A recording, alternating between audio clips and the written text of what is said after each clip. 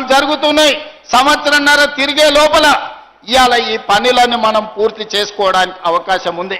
కాబట్టి మిత్రులారా, ఇవాళ తెలంగాణ రాష్ట్ర ముఖ్యమంత్రి అంటే కుటుంబ పెద్ద లాంటి పదవి. చిన్న వయసులోనే పెద్ద బాధ్యత నా భుజాల మీద పెట్టింది ప్రజలు, అదేవిధంగా మా నాయకులు అందరూ కలిసి.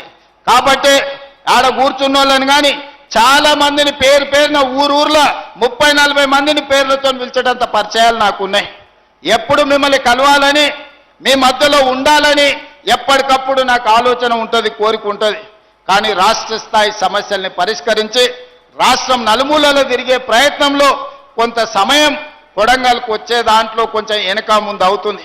మీరే కథానాయకులై గ్రామ గ్రామాన రాజకీయాలు పక్కన పెట్టుండ్రి. ఎన్నికలు వస్తుంటాయి, పోతుంటాయి. 75 ఏళ్ల నుంచి ఎన్నోసార్లు పోటీ చేసినాం.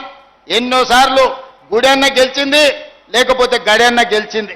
ఎవరు గెలిచినా అధికారంలో మనం లేకపోవడం వల్ల, కొడంగల్కు పెద్ద కుర్చీ లేకపోవడం వల్ల మనకు నీళ్లు తెచ్చుకోలేకపోయినాం, నిధులు తెచ్చుకోలేకపోయినాం, బడి తెచ్చుకోలేకపోయినాం, గుడి కట్టుకోలేకపోయినాం.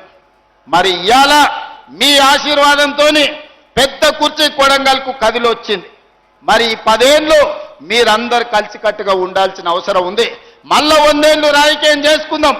2034 వరకు మన కొడంగల్ నియోజకవర్గంలో రాజకీయాలు గుంపులు గ్రూపులు పక్కన పెట్టండి. మనం కలిసి కట్టుగా పని చేసుకుంటేనే రాష్ట్రానికి దేశానికి ఆదర్శంగా కొడంగల్ని మనం తీర్చిదిద్దుకున్న వాళ్ళం అవుతాం.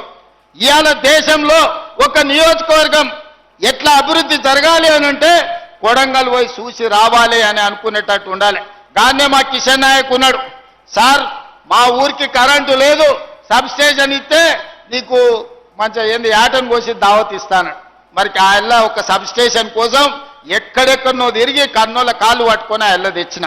ఇవాళ ఒక్కటి కాదు 100 కావాలంటే మనం సంతకం పెట్టుకుంటే అయితే ఒక్క సబ్ స్టేషన్ కోసం ఆయన కన్నమ్మ కష్టాలు పడాల్సి వచ్చిందారే మా కిషన్ నాయక్ అడిగే మరి ఎట్లనైనా చేయాలి కదా తండాలకు అని.